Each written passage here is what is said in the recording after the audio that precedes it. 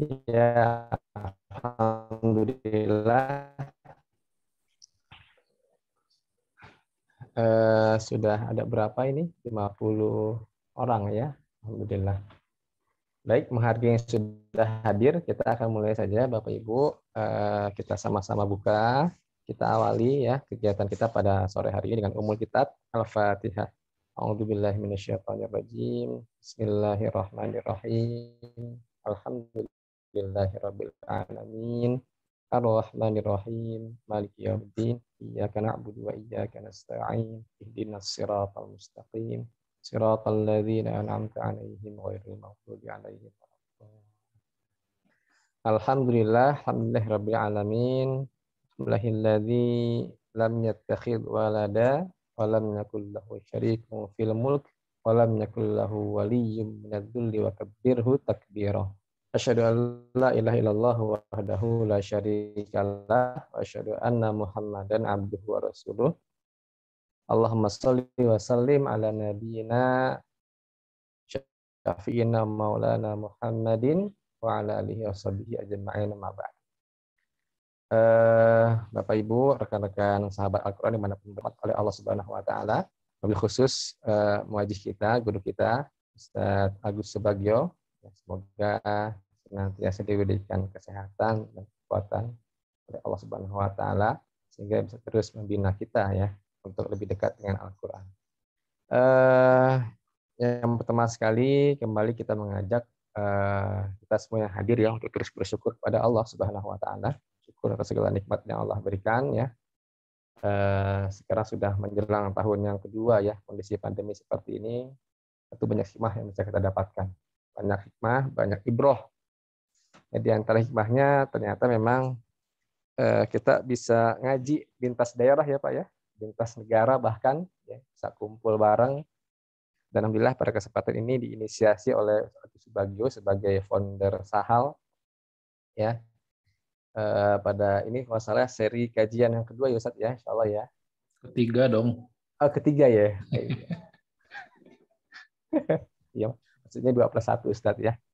Baik Bapak Ibu semua, ahlan wa sahlan, kami ucapkan selamat hadir, selamat datang ya. Kita mungkin berasal dari daerah yang berbeda-beda, seperti juga usia juga berbeda-beda, beragam usia, Masya Allah ya. Menunjukkan ini semoga berkahnya Al-Quran ya, bisa dinikmati oleh semua kalangan, oleh siapapun, insya Allah bisa menikmati Al-Quran dari suku manapun ya, rahmatil alamin insya Allah. Baik, mungkin sedikit sekilas ya biografi Agus Subagio. Beliau tinggal di Bandung ya, di Geria Cempaka Arum, Blok D3 nomor 47 di Cimencerang di pagi Bandung. Ya, alhamdulillah sudah berikan karunia 2 orang putri dan 1 orang putra dari pasangan tercinta Ibu Aurora Sapitri. Ya. Insya Allah materi kita pada hari ini tentang menembus badai pandemi dengan cahaya Al-Quran. Ya, Masya Allah sangat nyambung lah ya dengan kondisi kekinian. Semoga banyak hal Bapak Ibu ya yang dapat nanti kita saling sharing dan sebagainya. Adapun nanti jika memang ada pertanyaan ya, karena waktu sangat terbatas ya, jam 5 nanti sesi kajian akan selesai, langsung dibuka dengan sesi dialog, jam 5 lewat 15 juga sudah selesai kajian kita. Jadi Bapak Ibu jika ada pertanyaan yang terlintas, jangan nunggu di akhir ya, silahkan di chat saja ya Ustaz ya. Ya chat di Zoom silahkan. Jika ada cukup waktu nanti akan kita persilahkan Ustaz Agus untuk memberikan penjelasannya. Jadi silakan Bapak Ibu ketika kajian berlangsung ada terlintas pertanyaan, silakan di chat saja di ruangan ini ya, ada di sebelah kanan itu. Jadi tinggal kita siapkan waktu pada memberikan jawaban. Baik, sedikit mukadimah ya. Nggak sabar rasanya ya karena waktu juga sangat terbatas. Langsung saja kepada Ustadz Agus ya untuk memberikan materinya, penguatan keimanannya buat kita semua. Silakan Ustadz, monggo. Ya. Assalamualaikum warahmatullahi wabarakatuh. Waalaikumsalam warahmatullahi wabarakatuh. Suaranya jelas ya Bapak Ibu sekalian? Jelas Ustadz, jelas. Ya. Jazakallah kepada Ustadz Rizwan di LC, ya, lulusan COVID yang telah memandu acara kita. Ya. Bismillahirrahmanirrahim. Alhamdulillah rabbil alamin wassalatu wassalamu ala rasulina Nabi Muhammadin wa ala alihi wa sahbihi ajmain, amma ba'd. Bapak Ibu, sahabat-sahabat yang dimuliakan oleh Allah, alhamdulillah kita bersyukur di hari-hari yang masih diliputi dengan suasana pandemi ini, ya, kita Allah kumpulkan kembali untuk sama-sama berkumpul, ya, sama-sama untuk duduk menikmati arahan-arahan bimbingan dari Allah melalui, ya, kajian ayat-ayat Al-Quran, ya, dan ya insya Allah perasaan kita sama, ya, dengan apa yang kita rasakan semua dengan suasana pandemi ini, bahwa ini bolehlah dikatakan sebagai sebuah ujian berat, ya, buat kita semua. Bagaimana Allah memanggil orang-orang terdekat dengan kita, ya, punya hubungan yang sangat dekat, ya. Apakah hubungan darah, apakah juga hubungan keilmuan, ya, guru-guru kita, juga hubungan persahabatan yang sangat erat, ya, hubungan timbal balik, ya, berbagi kebaikan Allah panggil, ya, dan juga berbagai macam dampak ikutan, ya, dari suasana pandemi ini, sehingga memang kita sangat penting untuk sama-sama menghadapinya. Dan ternyata kalau kita kembali kepada apa yang sudah Allah turunkan kepada kita semua, ya, ternyata insya Allah, ya, kita akan mampu melewatinya, sebagaimana juga sejarah para pendahulu kita juga mengalami hal-hal yang secara esensi sama, ya, secara intinya sama, ya, namun memang karena tempat, waktu, dan variannya juga berbeda, ya, seolah-olah kita ini lebih berat, ya, ujian. Nah, ini kesamaan kita untuk sama-sama mencari solusi, sama-sama juga menguatkan, ya, dan alhamdulillah yang kita cari adalah solusinya solusi Quran. Ya. Dan tentu saja, ya, proses kita untuk belajar Al-Quran, apalagi untuk mentadaburinya, apalagi untuk bisa mendapatkan, ya, bimbingan-bimbingan dari cahaya Al-Quran ini, tentu saja bukan proses yang instan, ya. Ini sebuah perjalanan yang memang harus kita lanjutkan bagaimanapun situasi kehidupan yang kita hadapi, ya. Namun bagaimanapun belum bisa instannya, ya, memang upaya-upaya majelis seperti ini, ya, perlu kita upayakan, perlu kita rawat, kita jaga, ya. Di tim Sahal, ya, saya dan kawan-kawan juga termasuk Ustadz Rizwan di LC tadi, ya, berupaya betul untuk tetap memberikan pelayanan Al-Quran dalam segala sisinya, ya, termasuk kajian-kajian seperti ini, ya, Bapak Ibu sekalian. Memang kita ingin rutin sebulan sekali, ya, namun karena kemarin masih ada situasi yang belum normal, ya, alhamdulillah kita jarak dari kajian sebelumnya 2 bulan persis, ya, ya, dan biasanya juga dipandu oleh, ya, admin Sahal Mbak Adibah. Mohon doanya, ya, tadi subuh, ya, pamannya juga wafat karena COVID, sehingga di grup sepi, ya, apakah di grup bahasa Arab, di grup kajian kita juga sepi, nggak ada kabar-kabar, ya, colekan-colekan dari Mbak Adibah.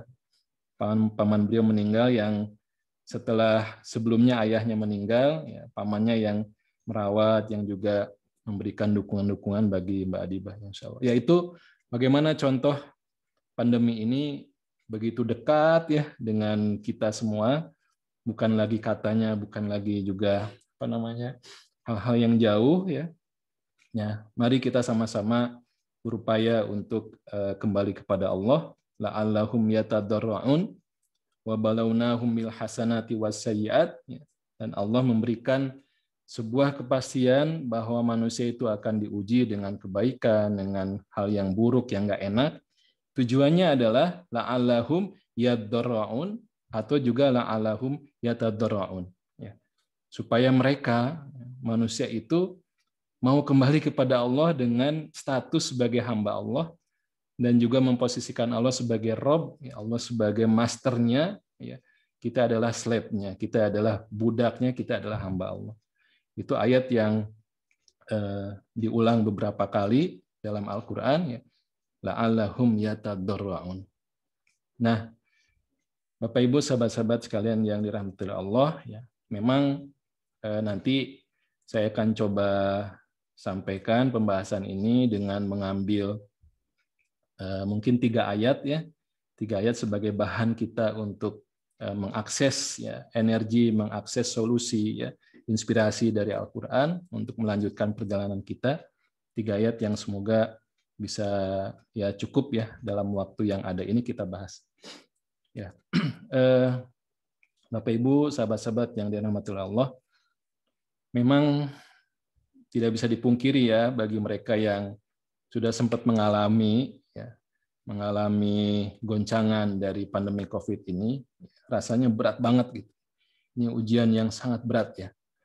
Ya, saya pribadi juga mengalami bagaimana orang-orang yang punya investasi kebaikan yang luar biasa dalam kehidupan saya itu Allah panggil satu demi satu, ya. Ya, kesedihan yang sangat mendalam, ya. Tapi memang kita bersyukur, ya, bahwa Allah dengan Alkitab yang diturunkannya, ya, yaitu Al-Quran, ini betul-betul menjadi sebuah manual book, ya, sebuah pedoman, ya, buku pedoman bagi kita semua, ya. Kalau ibu-ibu itu beli peralatan baru kan itu biasanya ada manual book, ya Bu, ya. Ya, apalagi kalau semakin canggih itu betul-betul harus, ya, dibaca manual booknya itu. Ya, rice cooker yang harga 300.000 dengan belasan juta, ya, itu beda jelas, ya, fungsi-fungsinya. Ya, HP, ya, atau gadget kita itu juga sama. Semakin mahal, semakin canggih, maka, ya, kalau kita tidak baca manual booknya, kita nggak bisa itu mengoptimalkan fitur-fitur yang ada dalam gadget itu. Ya. Kalau gadgetnya semahal apapun, tapi kita hanya memakainya untuk, ya, telepon, WA saja gitu, ya, atau update status gitu, ya, itu alangkah sayangnya dan banyak kemubaziran gitu, ya. Nah, ini penting, ya, kita untuk memahami bahwa Al-Quran sebagai manual book dan sangat lengkap, ya, untuk situasi yang serumit apapun, secanggih apapun, Al-Quran adalah tetap, ya, guidance kita. Ya. Nah, Bapak Ibu yang dirahmati oleh Allah, memang Allah menjadikan Rasulullah SAW dan juga para nabi itu sebagai role model buat kita semua, ya, sebagai teladan buat kita semua, ya. Dan suatu saat Rasulullah SAW pun ditanya, ya, tentang hakikat kehidupan yang sudah pasti ada ujian-ujian di dalamnya. Nah, Rasul ditanya, ya Rasulullah, ayun nasi asyaddu balaan. Ya, manusia yang bagaimana atau siapakah yang paling berat ujiannya? Maka Rasul menjawab, ini di ranking, ya Bapak Ibu. Ya, yang pertama adalah al-anbiya, para nabi. Ya. Summal amsal fal amsal. Kemudian orang yang bukan nabi tapi kapasitasnya mirip atau ada sekian persen seperti nabi, ya. Mirip, semisalnya. Setelah itu semisalnya lagi gitu. Ya. Dan selanjutnya hadis ini cukup panjang, ya. Seseorang akan diuji sesuai dengan kondisi agamanya. Apabila agamanya kuat, kokoh, maka semakin berat pula ujiannya. Apabila agamanya lemah, maka ia akan diuji dengan kualitas agamanya. Jadi seorang hamba senantiasa akan mendapatkan, ya, ujian, cobaan, hingga dia berjalan di muka bumi dalam keadaan bersih dari dosa. Hadis riwayat Tirmidzi. Saya tidak ingin membahas hadis ini, ya, tapi saya ingin menggarisbawahi, ya, bahwa manusia yang paling berat ujiannya itu adalah para nabi. Jadi kalau hari ini kita mengalami, ya, ketakutan, kita mengalami mungkin kekurangan pasokan makanan, ya, juga mengalami kehilangan orang-orang tercinta, gitu ya. Ternyata para nabi pun sama, bahkan jauh lebih berat, jauh lebih berat. Ya, nanti kita lihat bagaimana kehidupan berat, episode kehidupan yang paling berat yang dialami oleh uswatun hasanah kita, ya, Nabi Muhammad SAW. Namun kita lihat sedikit, Bapak Ibu yang dimuliakan oleh Allah, memang kita tidak bisa mengabaikan, ya, saat kita belajar Al-Quran, kita nggak bisa mengabaikan bahasa Al-Qur'annya yang adalah bahasa Arab. Ya. Ya, kenapa Allah yang maha mengetahui, Allah yang maha mengajarkan, itu memilih bahasa Arab sebagai, ya, bahasa Al-Quran? Tentu ada, ya, kelebihan, juga ada kekuatan dalam penyampaian. Ya. Nah, ini memang, ya, perlu untuk kita pelajari. Ya. Saya bukan promosi, tapi memang semangat, ya, untuk kita tadabbur Quran itu akan lebih kuat lagi ketika kita, ya, insya Allah mau sedikit demi sedikit, ya, belajar bahasa Arab Al-Quran. Nah, saya ingin mulai dari pembahasan tentang musibah. Ya. Ini kata yang, ya, sering kita dengar, sering kita ungkapkan hari ini, ya, dan juga kita dapatkan dalam Al-Quran di beberapa ayat. Kita lihat musibah itu, ya, kalau dalam bahasa Arab itu ada istilahnya akar kata, ya, Bapak Ibu. Ada huruf yang merupakan akar kata dari suatu kalimat, suatu kata dalam bahasa Arab, dan itu menjadi pondasi kita memahami, ya, kata tersebut. Ya. Jadi musibah itu akar katanya itu dari 3 huruf, sod, waw, dan ba. Ya, sod, waw, dan ba. Ini kalau di kelas bahasa Arab di Sahal ini level 2, ya, tapi saya langsung kasih tahu aja.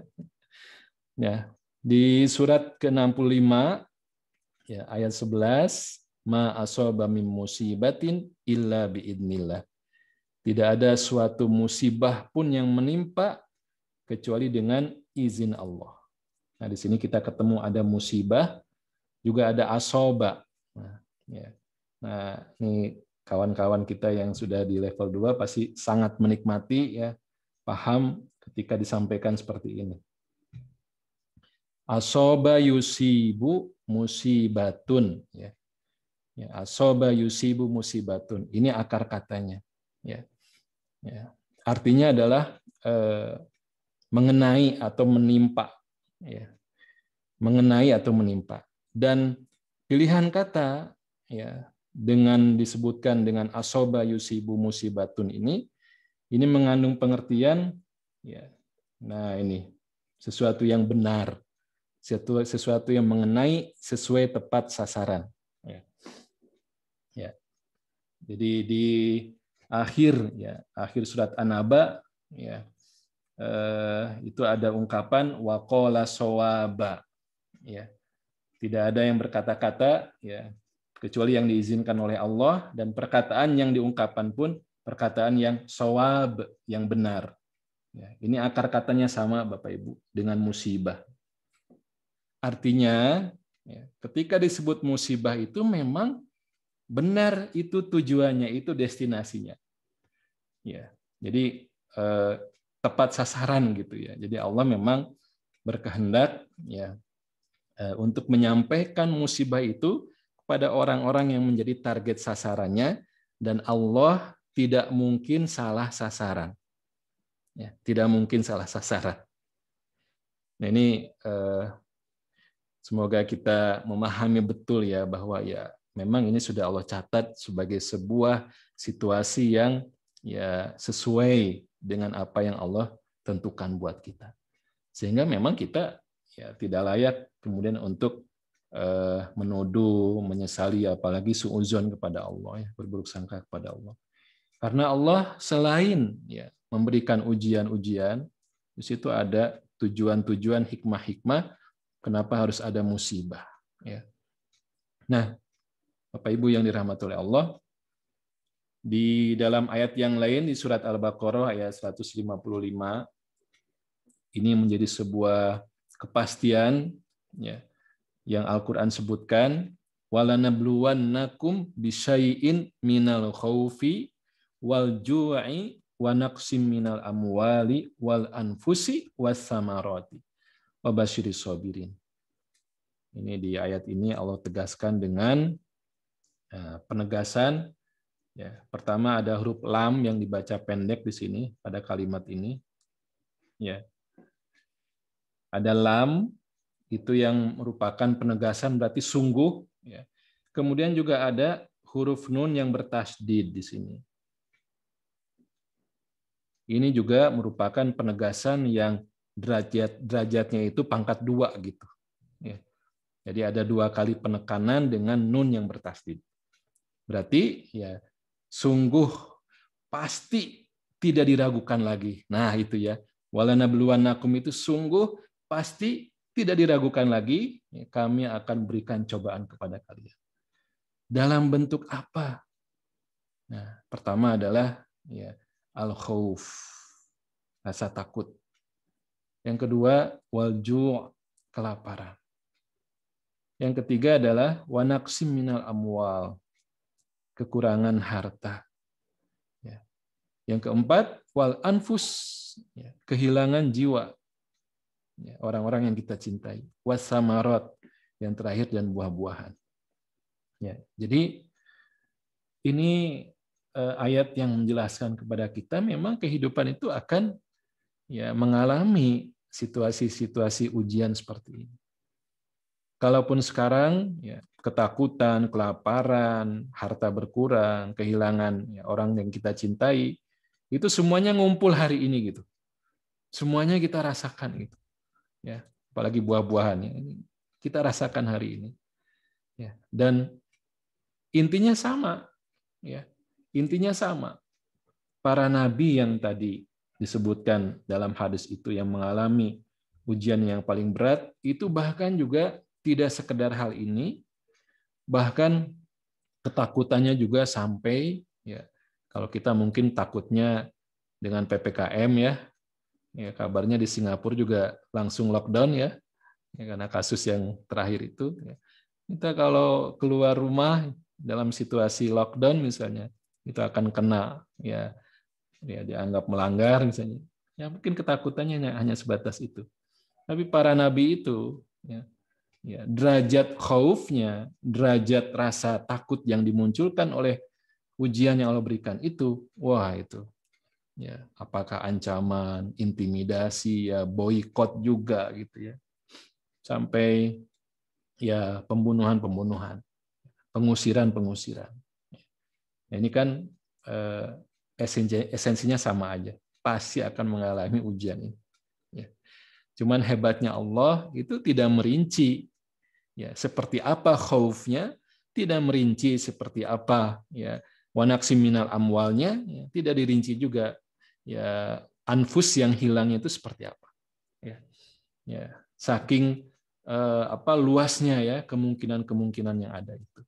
Mungkin unik dengan seseorang, ya mungkin sama juga sekian orang itu. Ya. Nah ini ayat yang menjadi landasan kita juga bahwa memang sudah Allah tetapkan. Ini jadi sebuah kepastian. Nah, kita lihat contoh bagaimana kehidupan ya, Rasulullah SAW saat episode yang paling berat, ya, dan sejarah mencatat tahun itu disebut sebagai Amul Huzni, ya, tahun penuh kedukaan. Al-Huzn, ya, la tahzan, ya, la khaufun wala yahzanun, ya. Ya, sedih huzni itu. Tahun yang dipenuhi dengan kesedihan. Apa saja yang terjadi di situ? Ya. Pertama, Rasulullah SAW ditinggalkan ya, oleh orang-orang yang terdekatnya, bukan saja hubungan darah, tapi juga mereka adalah orang-orang yang membackup, orang-orang yang menjadi bemper terdepan ya, dalam perjuangan dakwah yang dilakukan oleh Rasulullah SAW. Adalah pamannya Abu Thalib meninggal. Ya. Kemudian juga istri tercintanya Khadijah radhiyallahu anha itu juga meninggal. Ini bayangkan ya, sandaran dalam kehidupan seseorang itu tiba-tiba Allah cabut. Ya, itu bagaimana gitu beratnya. Ya. Sedangkan situasi yang ada itu juga sudah mengalami intensitas ya, kenaikan kekerasan-kekerasan yang dilakukan oleh orang-orang kafir Quraisy saat itu. Hanya karena masih ada Abu Thalib saja, mereka nggak berani mengganggu Rasul lebih jauh lagi. Ya, hanya masih ada Khadijah saja, ya mereka masih menghargai ketokohannya, sehingga tidak berani lebih jauh lagi mengganggu Rasulullah SAW. Nah, setelah mereka wafat, wah itu udah pasti, ya. Dan Bapak Ibu, ya, kita baca dalam sejarah juga, bahkan saat putra Nabi Muhammad SAW itu wafat, ya, Ibrahim atau Al-Qasim, kalau nggak salah Qasim ya, itu musuh bebuyutannya yaitu Abu Lahab, ya, ketika mendengar ya, putra Rasulullah itu wafat, itu bukannya berbelasungkawa tapi malah teriak-teriak dan bergembira. Ya. Bayangkan musuh yang sekejam apa yang bisa seperti itu.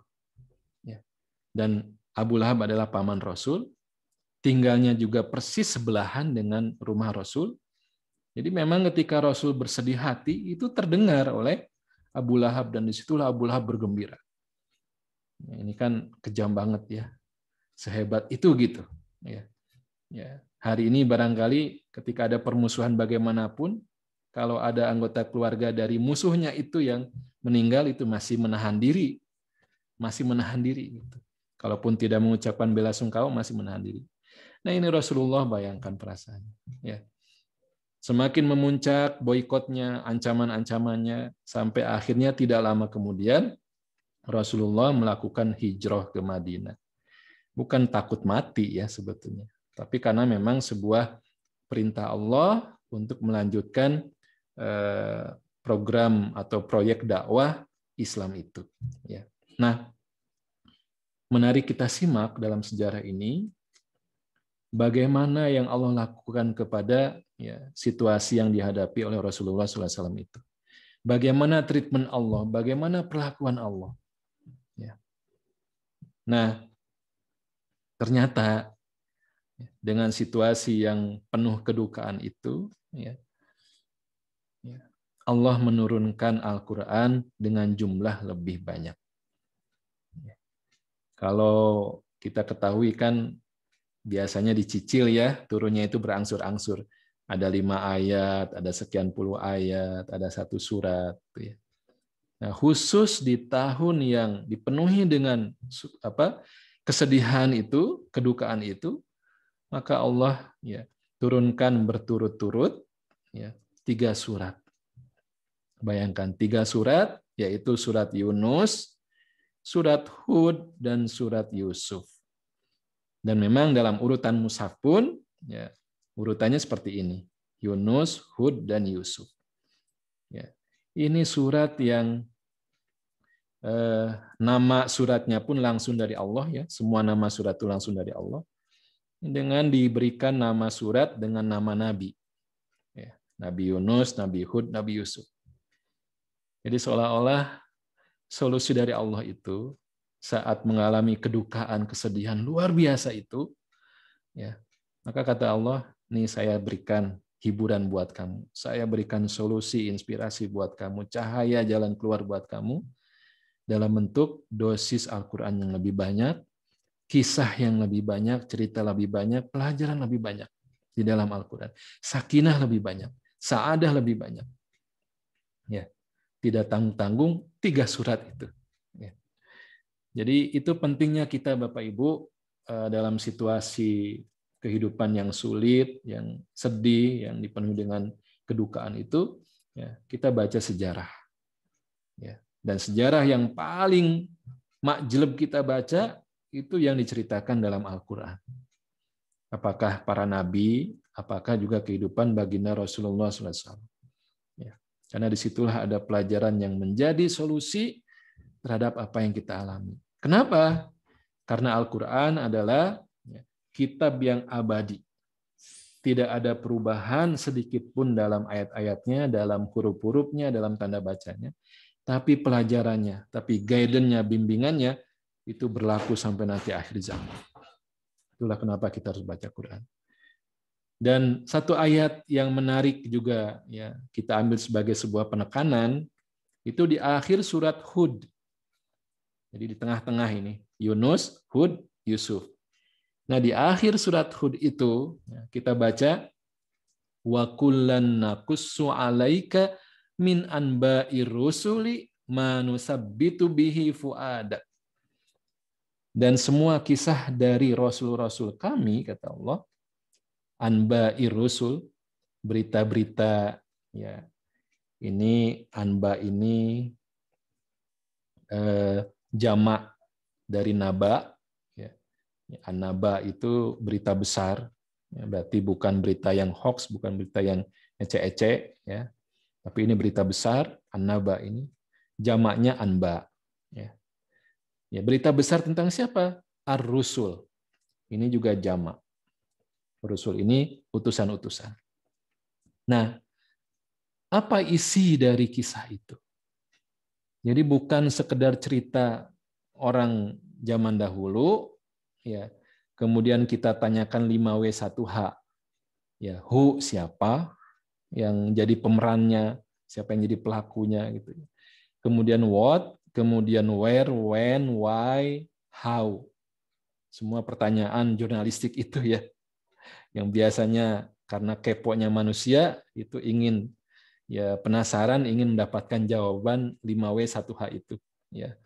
Ya, kapan peperangan di Penogoro? Wah, kita hafal ya. Tapi hikmahnya apa? Masih harus mengkaji lagi. Nah, Allah menceritakan dalam Al-Qur'an itu bukan dengan gaya bertutur manusia. 5W1H-nya dipuaskan, itu tidak. Tapi Allah menghantarkan cerita-cerita itu yang di dalamnya ada manusabbitu bihi fuadak. Ada cerita yang memberikan peneguhan. Jadi hatimu akan diteguhkan dengan cerita itu. Ya, seperti itu. Bayangkan kalau baca kisah Nabi Nuh ya, Bapak Ibu sekalian. Yang dihadapi itu kan kaum yang bukan sekedar EGP ya, nggak mau dengerin, tapi juga ngebully. Kalau hari ini ada ulama kita yang dibully, yang dicemooh, yang dihina, ternyata sejarah juga mencatat hal itu, bahkan Nabi juga dihina-dina. Ya. Dan rata-rata Nabi itu dikatakan gila lah, dikatakan penyihir lah gitu. Ya. Jadi kalau hari ini di sosmed itu sangat kasar ya, ungkapan-ungkapan terhadap ya para ulama ya sama saja gitu. Nah, itu akan menjadi penguat hati. Ya. Manusabbitu bi fuadak. Itu bagi Rasulullah. Tapi ayatnya masih berlanjut. Wa ja'aka fi hadhil haqq wa mau'izatun wa dzikrul lil mu'minin. Ternyata bagi orang-orang mukmin pun sama. Di dalam kisah itu, di dalam surat-surat itu mengandung kebenaran, al-haq, mengandung pengajaran, mau'izah, mengandung peringatan, ya, dzikra ya, atau tadzkirah bagi orang-orang beriman. Nah, ini ya. Jadi kita seringkali ya mencari solusinya jauh, padahal Allah sudah sediakan di dalam Al-Quran. Nah, jadi Bapak Ibu, sekali lagi treatment yang Allah berikan kepada Rasulullah itu dengan menurunkan Al-Quran jumlahnya lebih banyak. Juga contoh yang kedua, itu saat Rasulullah wafat, ya, semua orang merasa sangat dekat dengan beliau, juga orang yang paling dicintai dalam kehidupannya. Ya.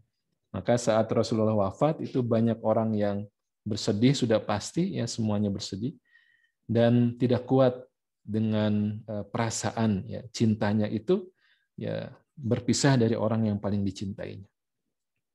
Adalah Umar radhiyallahu anhu.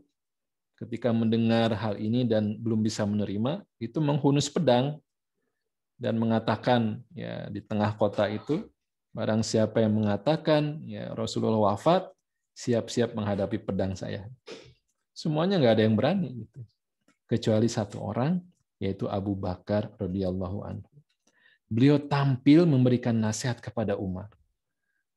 Tapi gimana ngasih nasihat ya, pedang sudah terhunus gitu ya. Ternyata nasihatnya itu cukup dibacakan satu ayat saja, yaitu surat Ali Imran ayat 144 ini. Wa ma Muhammadun illa rasulun qad khalat min qablihi rusul. Muhammad itu ya hanya seorang rasul, artinya manusia. Sebagaimana ya rasul-rasul sebelumnya juga pasti mengalami mati. Nah, di sini langsung ya setelah mendengar bacaan ayat ini, Umar lemes, pedangnya kemudian jatuh dan pingsan. Umarnya pingsan. Tapi selesai gitu ya rasa berat kehilangan itu dengan dibacakan satu ayat Quran. Nah, masalahnya Umar itu paham dengan ayat Quran. Nah, kita kan masih harus banyak belajar gitu. Gitu. Ya Ali Imran. Ini ya Ali Imran bukan Ali Imran ya. Ini saya ambil langsung dari aplikasi. Saya belum revisi. Ya, hatur nuhun Pak. Ali Imran ya, bukan Ali Imran. Ya. Nah, jadi bayangkan ya itu sebetulnya Umar itu kan biasa baca Quran. Umar biasa baca Quran. Nggak mungkin lah Umar itu seperti kita itu ya, hatamnya nanti nunggu Ramadan nggak mungkin ya. Itu sering baca Quran, juga di Qiyamul Lail juga dibaca gitu. Pasti ketemu juga dengan ayat ini gitu. Tetapi memang manusia itu gampang lupa. Kenapa dinamai al-insan? Ya, karena gampang lupa. Maka hadirlah ya seorang pemberi peringatan, memberikan murojaah review. Ini loh ayatnya. Ya. Dan Umar seolah-olah baru mendengar ayat ini dan akhirnya tersadar, ya bisa menerima situasi ini. Nah, ini penting buat kita, Bapak Ibu. Jangan sampai ada perasaan dengan Quran itu gitu-gitu wae, gitu-gitu aja, paling gitu-gitu aja gitu. Ya, apa judul temanya? Ya itu, paling juga itu. Mengkaji surat Al-Ikhlas, paling gitu-gitu aja, kebayang lah.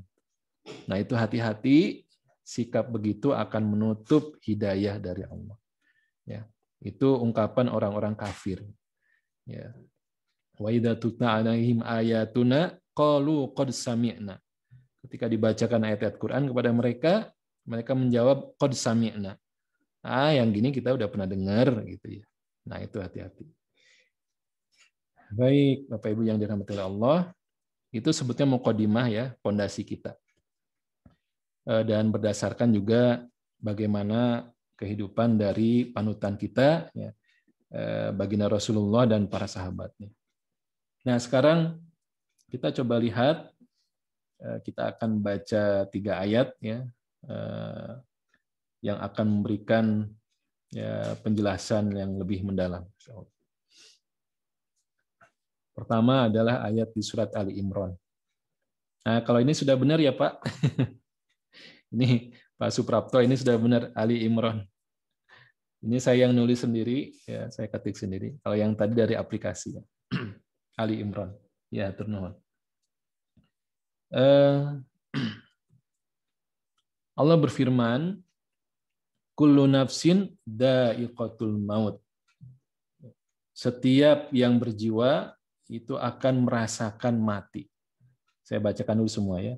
Wa innama tuwaffawna ujurakum yaumal qiyamati. Dan sesungguhnya pada hari kiamat sajalah disempurnakan pahala kalian. Faman juhziha anin nari wa udkhilal jannah faqad faz. Barang siapa yang dijauhkan dari neraka dan dimasukkan ke dalam surga, maka sungguh dia telah beruntung. Wa mal hayatud dunya illa mataul ghurur. Kehidupan dunia itu tidak lain hanyalah kesenangan yang memperdayakan. Kalau boleh kita bagi ya ayat ini ya menjadi 4 bagian ya sesuai dengan apa yang diberikan warna yang berbeda di dalam slide ini ya. Dan kita akan coba sedikit demi sedikit melewati potongan-potongan ayat ini ya. Jadi di sini ada 4 bagian ya. Ada 4 kalimat lah kalau boleh dikatakan seperti itu.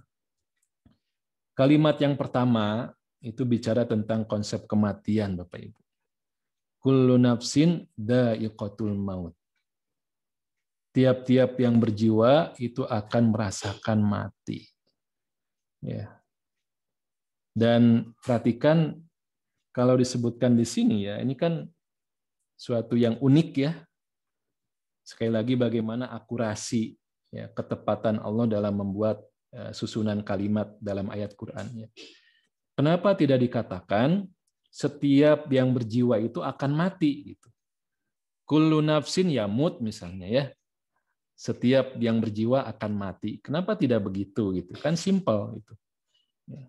Tapi kenapa harus ada tambahan dha'iqatul? Dha'iqatu itu artinya nah nanti kita lihat contohnya ya. Dha'iqatu. Kenapa harus ada tambahan ini? Yang dalam terjemahannya adalah merasakan. Nih, Bapak Ibu.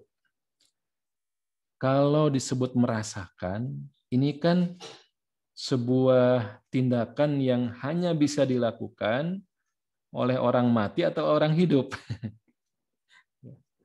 Oleh orang hidup ya. Yang hidup itu yang mampu merasakan. Dicubit sakit ya, ini masih hidup. Ya. Ya. Jadi ini suatu kondisi yang merasakan itu memang ciri orang yang hidup. Ya. Dan disebutkan dengan bentuk ini, mohon maaf nih, agak masuk ke bahasa Arab sedikit ya. Di sini menggunakan sebentar, ya. Nah, ini ada 2 bagian di sini, ya. Ini namanya kalimat yang pondasinya adalah isim, ya, jumlah ismiyah. Kullu nafsin, setiap jiwa. Jadi jiwa ini yang menjadi fokus pembahasan. Ya, setiap jiwa. Ada apa dengan jiwa itu? Ya, akan merasakan mati. Ini dengan jumlah ismiyah. Jumlah ismiyah itu berarti informasi yang asbat wa aqwa. Informasi yang lebih kuat, informasi yang lebih permanen. Itu dengan kalimat seperti ini. Bukan kalimat yang diawali dengan kata kerja. Itu beda sekali. Ya. Nah, kita lihat contoh bagaimana ilustrasi ya merasakan kematian itu dalam ayat yang lain. Ini di surat Al-Qiyamah. Ya. Saya lupa nggak menuliskan nama suratnya. Ya. Ini surat Al-Qiyamah. Insya Allah sebagian besar sudah hafal. Ya. Kalla idza balagatit taraqi wa qila man raq wa zanna annahu al-firaq wal tafatis saqu bisaq ila rabbika yauma idinil masaq. Ya. Kalla, jangan begitu. Idza balagatit taraqi, apabila ya, nafas seseorang itu sampai ke kerongkongan, ya, wakila man, dan dikatakan kepadanya siapakah ya, man, rok yang dapat menyembuhkan, wazonna annahul firaq, dan dia yakin ya, sesungguhnya itu adalah waktu perpisahan, al-firaq, ya, perpisahan. Wal tafatis saqu bisaq, ya, dan saat betis ya, betis itu bertautan ya, ini ada nah iltafat ya, wal tafatis saqu bisaq, ini dalam penggunaan bahasa Arab ya, iltafat ini cerita tentang seekor unta ya Bapak Ibu ya. Seekor unta yang menjelang kematiannya dia nggak sanggup lagi menanggung beban tubuhnya ya. Sebelum kolaps ya, si unta ini si kakinya itu saling bersilangan gitu ya. Kita bayangkannya ilustrasinya sangat hidup di sini. Jadi saling bersilangan kakinya sebelum ambruk ya, si unta ini. Wal tafatis saqu bisaq. Ya, dan gambaran bagaimana ketika manusia itu menahan rasa sakit, ya, itu kan biasanya berpegangan, tangannya itu memegang sesuatu dengan erat-erat, saking sakitnya. Ya. Kalau masih belum ketahan juga, biasanya si kaki kanan dan kaki kirinya itu bersilangan, bertumpang tindih. Itu saking sakitnya gitu. Nah, ini gambaran da'iqatul maut ya, wal tafatis saqu bisaq. Jadi kalau Rasulullah kan dalam hadisnya menyebutkan ibarat kapas basah yang dicabut dari silet ya, atau sesuatu yang tajam itu dicabut saking sakitnya. Tapi kalau ayat ini itu gambarannya itu lebih bisa dipahami juga oleh orang Arab saat itu, karena sering kejadiannya mereka melihat seekor unta itu sakaratul mautnya begitu gitu ya, sebelum ambruknya itu. Padahal ini kan hewan padang pasir yang sangat kuat ya. Nah, ini gambaran. Nah, Bapak Ibu yang dirahmati oleh Allah, saya sedikit masuk ya ke bahasa Arab tentang da'iqatu ya. Ini adalah akar katanya itu dari daqayaduku da'iqatun ya. Jadi seperti ini. Sebentar. Daqo ya. Kemudian nanti ada ya da'iq begini. Ya. Daqo jadi da'iq. Misalnya ada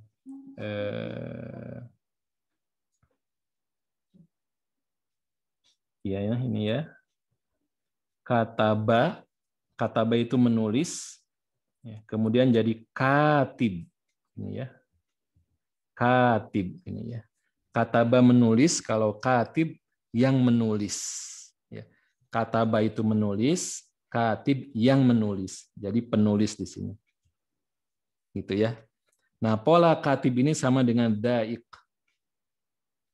Ya. Jadi isim, dia jadi kata benda. Ya. Da'iq itu, ya, kalau daqo itu merasakan, maka da'iq itu yang merasakan. Ya. Ya. Jadi yang merasakan itu da'iq. Ini namanya isim fa'il ya, isim fa'il di sini. Ya. Jadi yang merasakan. Jadi istilahnya dalam bahasa Inggris itu ada teacher ya, ini pengajar gitu ya. Kemudian ada lagi reader ya, yang membaca gitu ya. Pokoknya semua akhiran-akhiran yang adanya IR itu namanya isim fa'il seperti ini ya. Nah, Bapak Ibu kembali ke sini. Jadi da'iqatu itu kalau disebutkan dalam bahasa Inggrisnya begini nih. Ya. Yang mencicipi gitu. Ya. Yang mencicipi. Ya. Jadi taster ya. Bukan tester ya. Jadi yang mencicipi ya, kematian.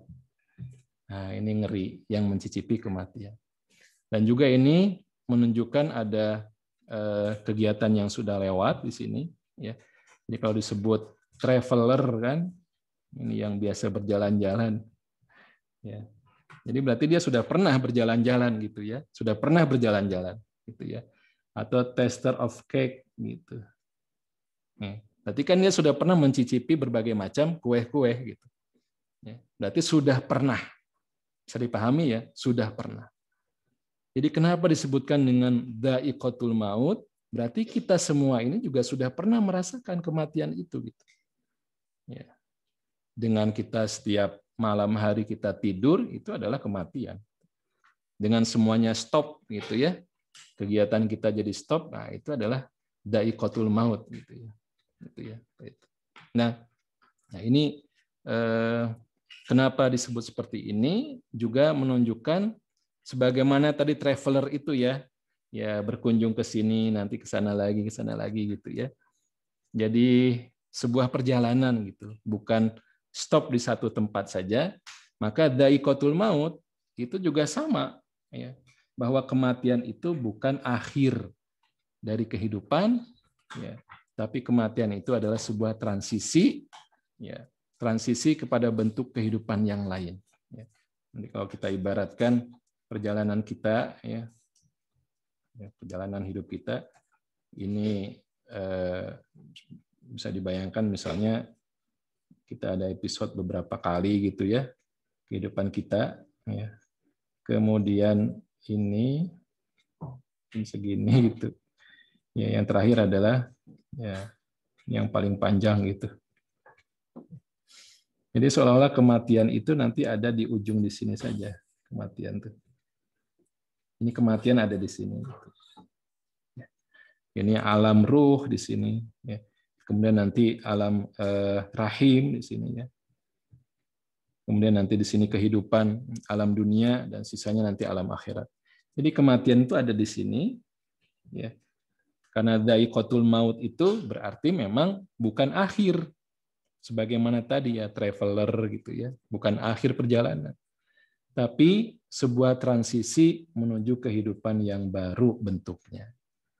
Ya, ini bagi kita. Ya. Nah, itu bagian yang pertama, Bapak Ibu. Ya. Kemudian bagian yang kedua, ya dari ayat yang tadi ya 185 surat Ali Imran, wa innama tuwaffawna ujurakum yaumal qiyamati. Dan sesungguhnya pada hari kiamat sajalah disempurnakannya pahalamu. Nah, jadi di dalam bahasa Arab ini kita melihat ini ada hubungan bahwa ujurakum dengan innama itu sebetulnya hubungan. Ada hubungan yang terikat, yang kalau mau bentuk normalnya itu wa innama ujurakum, harusnya begitu Bapak Ibu. Wa innama ujurakum tuwaffawna yaumal qiyamah. Menurut logika bahasa manusia ya, itu yang normalnya begitu gitu. Itu masih betul secara kaidah bahasa. Ya. Tapi kenapa Allah dipisahkan seperti ini, dijauhkan? Itu ada mengandung ini. Hanya di hari kiamat sajalah akan terjadi balasan yang sempurna. Kompensasi balasan yang sempurna dan lengkap gitu.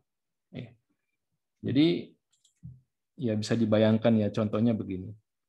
Ketika orang itu melakukan pembunuhan, misalnya dia membunuh 100 orang, itu bagaimana mendapatkan kompensasi yang adil di dunia itu. Misalnya dengan cara dibunuh yang sadis misalnya ya, tapi tetap saja kan tidak sebanding dengan pembunuhan yang dia lakukan 100 orang itu. Ya, nggak mungkin itu ya. Itu sebuah pelanggaran kejelekan. Itu nggak mungkin mendapatkan kompensasi yang sempurna di dunia itu. Kebaikan juga sama. Ketika harapannya itu balasan kompensasi sempurnanya di dunia, itu orang nggak akan bisa puas gitu. Ya, dan banyak kan orang sudah betul-betul gitu ya. Misalnya belajar Quran, ya, tapi kok belum paham-paham, menghafal Quran, tapi kok belum nempel-nempel gitu ya. Seolah-olah nggak sebanding gitu. Belajar bahasa Arab Qurannya nggak nempel-nempel gitu, yang ada ngebul aja gitu. Nah ini kan karena konsepnya nanti kompensasi yang sebenarnya sempurna itu ada di akhirat, ya, ada di alam akhirat ini. Gitu. Ya. Nah Bapak Ibu, ini menjadi kabar yang seharusnya bagi orang beriman memang kabar baik sebetulnya ya. Saat kita di dunia ini merasa ya Allah mana keadilan gitu ya. Tapi nanti ya hanya di yaumul qiyamah sajalah tuwaffawna. Ya disempurnakan betul ya kompensasinya. Yang baik dibalas yang kebaikan, yang buruk juga akan mendapatkan balasannya. Ya. Nah tadi saya katakan ya ini perjalanan hidup kita ya. Ini kalau disebutkan begini proporsinya gitu ya, alam rahim sedikit, kemudian alam kehidupan di dunia segini, nanti alam kubur saya nggak tahu gitu ya. Nanti yang tidak berujung itu alam akhirat. Ya. Tetapi meskipun kehidupan kita ini, ya, kita sedang menjalani di alam dunia ini dan sebetulnya dibandingkan dengan akhirat itu nggak ada apa-apanya, gitu ya. Hanya sangat-sangat sebentar. Ada yang menyebutkan ayatnya itu 50.000 tahun, ya, dibandingkan kehidupan di dunia, ya. Sehari di akhirat itu sama dengan 50.000 tahun di bumi, ya, di dunia ini. Itu kan saking tidak signifikannya, saking sebentarnya. Tetapi yang sebentar ini, inilah yang paling menentukan. Ini yang paling menentukan. Ya. Kehidupan di dunia ini yang paling menentukan. Dan nanti transisinya adalah kematian. Transisinya adalah kematian. Ya. Nah, ini bagian yang kedua ya dari ayat ini ya. Bahwa ini adalah konsep kompensasi yang sempurna. Kalaupun di dunia masih mendapatkan balasan, itu hanya preview ya, dan hanya parsial aja, hanya sebagian saja. Ya. Baik kenikmatan ataupun yang bentuknya balasan dari kejahatan. Gitu ya. Baik. Masih ayat yang sama, faman zuhziha anin nar, barang siapa yang dijauhkan dari neraka, wa udkhilal jannata, dan dimasukkan ke dalam surga, faqad faz, maka sungguh ia telah beruntung. Pilihan kata Bapak Ibu untuk ya dijauhkan itu dalam bahasa Arab juga ada beberapa pilihan kosakata. Dafa'a ini semuanya artinya adalah bisa menjauhkan, ya, menjauhkan, juga melawan, atau juga bisa menyelamatkan. Ini mohon maaf tulisan saya agak jelek, biasanya bagus. Tapi kebaca ya, menjauhkan, melawan, menyelamatkan. Jadi dafa'a itu artinya juga itu sama ya, melawan, ya, menyelamatkan. Jannaba juga sama, zahzaha juga sama artinya. Ya. Nah, apa perbedaannya? Kenapa di ayat ini Allah tidak memakai faman dufi'a aninnar, barang siapa yang dijauhkan dari neraka? Itu sama sebetulnya. Nah, dafa'a Bapak Ibu itu menjauhkan dari menjauhkan bahaya dari orang yang ingin dilindunginya. Ya. Misalnya saya ingin melindungi Pak Rizwandi LC, ya, maka saya lawan tuh bahayanya itu, saya jauhkan. Tapi Pak Rizwandinya saya biarkan diam di situ di tempat gitu. Saya biarkan di situ aja. Tapi yang saya jauhkan adalah bahayanya gitu.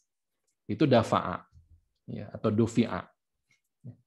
Sedangkan janaba adalah saya membawa Pak Rizwandi itu menjauh dari bahaya.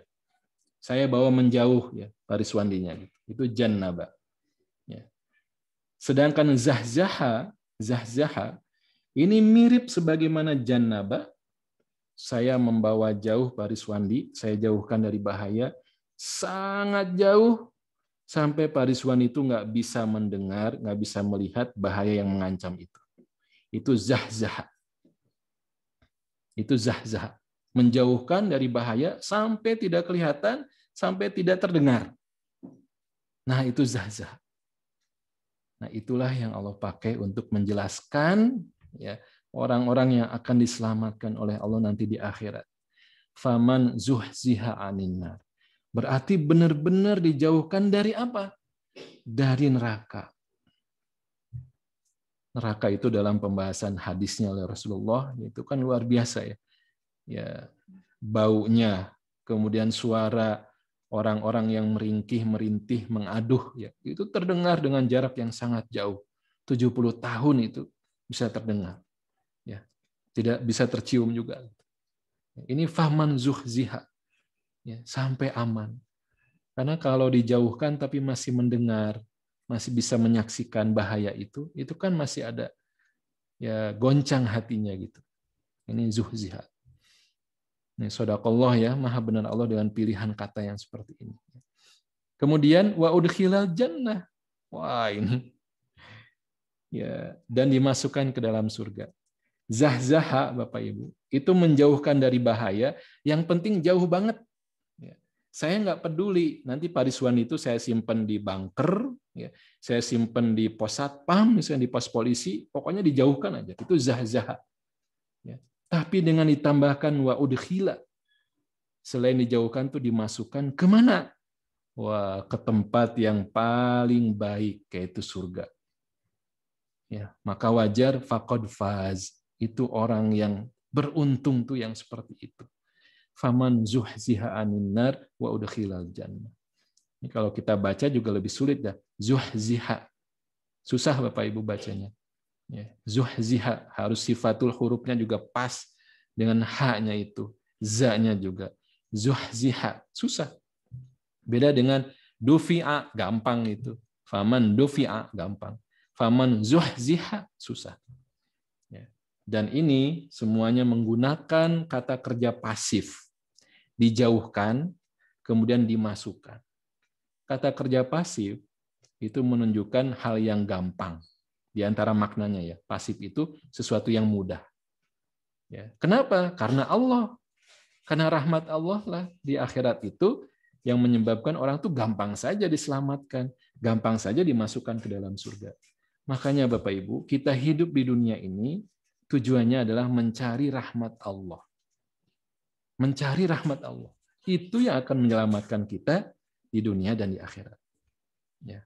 Dan salah satu rahmat Allah yang akan dibagikan itu adalah kepada orang-orang yang hadir di majelis Al-Quran. Ya. Wa majtama qaumun fi baitin min buyutillah yatluna kitaballah wa yatadarasunahu fima bainahum illa nazalat alaihimus sakinah, balasannya sakinah, wa ghasyiyatuhumur rahmah, diliputi oleh rahmat. Jadi kalau kita orang mudeng misalnya, ini apa sih Pak Agustin jelasin apa bahasa Arab saya nggak ngerti, sabar. Meskipun belum paham, tetap mendapatkan sakinah, tetap mendapatkan rahmat. Ya. Nah, ini ya. Saya tidak ingin agak lama-lama di sini, masih ada beberapa poin ya. Itu ya. Kemudian masih ayat yang sama, ini tentang akhir ayatnya. Wa mal hayatud dunya illa mata'ul ghurur. Kehidupan dunia itu tidak lain hanyalah kesenangan yang memperdayakan. Lagi-lagi bahasa Arab menjelaskan di sini Bapak Ibu. Ad-dunya ini istilahnya adalah kata yang superlatif. Superlatif itu paling, ya, paling baik itu superlatif. Asmaul husna, nama-nama yang paling baik itu al-husna. Ya. Kiamat kubro, paling besar. Kiamat paling besar al-kubro. Sama itu, berarti superlatif. Al-hayat, kehidupan, ad-dunya. Berarti kehidupan yang bagaimana? Ad-dunya itu adalah terendah. Kehidupan yang nilainya itu paling rendah. Kenapa dinamai dengan ad-dunya? Al-hayatu ad-dunya. Ya. Paling rendah, paling sedikit, paling sebentar itu ad-dunya. Paling dekat itu ad-dunya. Jadi seberat apapun ujian selama masih ada di dunia, itu adalah ujian yang dekat, ujian yang sebentar gitu. Itu kenapa dinamai al-hayat ad-dunya.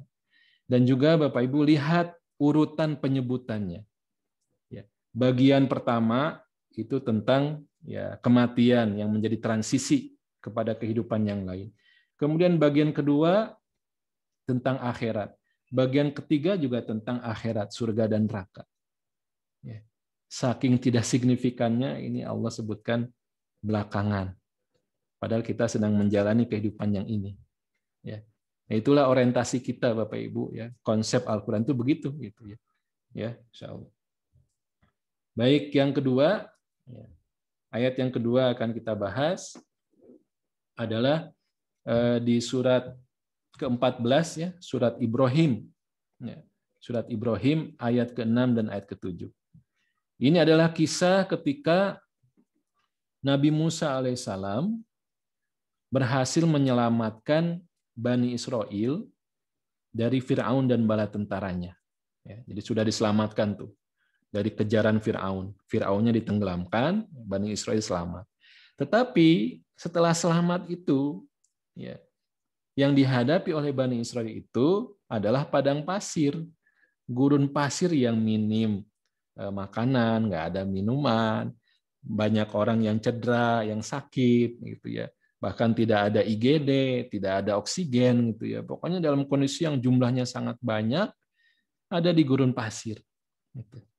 Nah, jadi bagaimana kita memaknai situasi ini, kemudian kita hadirkan dalam kehidupan hari ini. Pertama, Bapak Ibu, Allah ceritakan bagaimana karunia yang diberikan kepada Bani Israel. Wa idh qala Musa liqaumihi udhkuru ni'matallah. Ingatlah, Musa berkata kepada kaumnya, ingatlah nikmat Allah atas kalian, ya. Id anjakum min ali Fir'aun, ketika Fir'aun ya dan bala tentaranya ya diselamatkan dari Fir'aun dan bala tentaranya ya, yang yasumunakum su'al adab.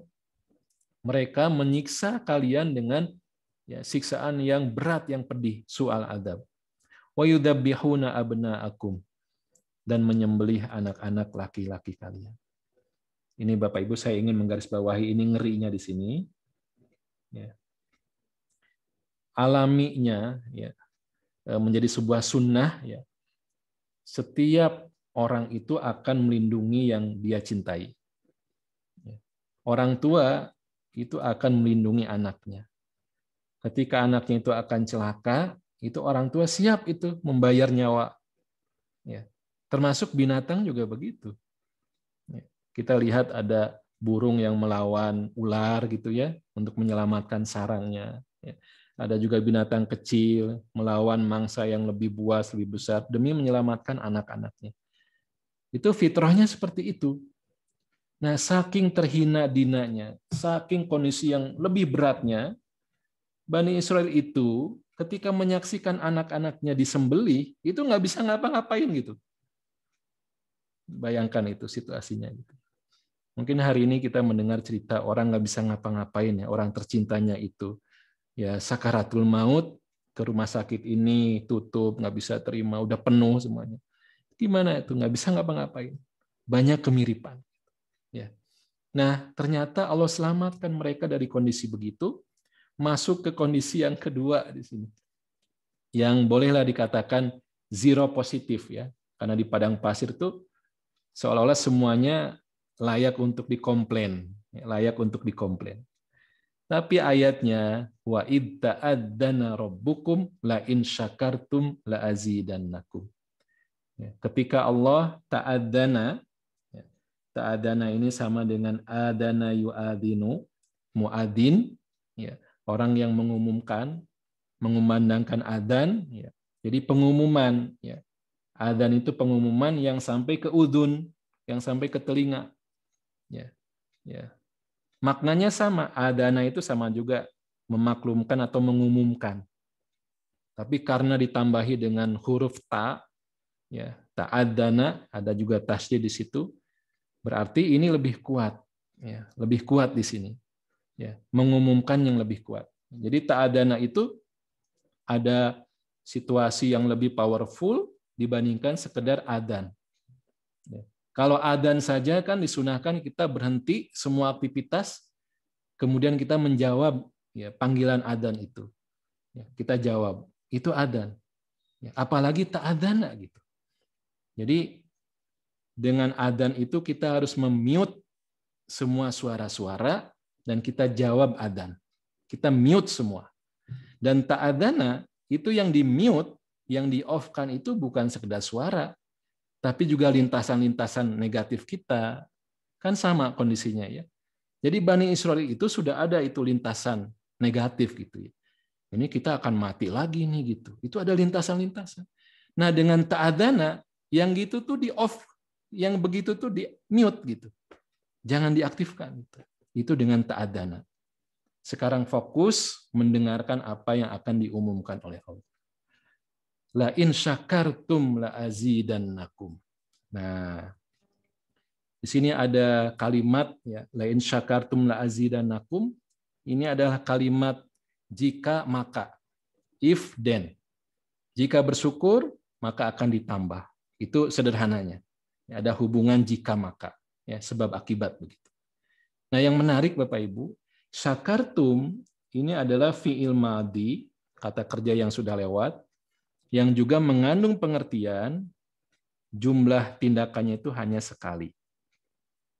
Jadi syakartum itu sekali saja kamu bisa menemukan kenikmatan yang kemudian dikembangkan rasa syukur atas kenikmatan itu, satu aja dan segera, ya, maka la azidannakum, maka kami akan menambah.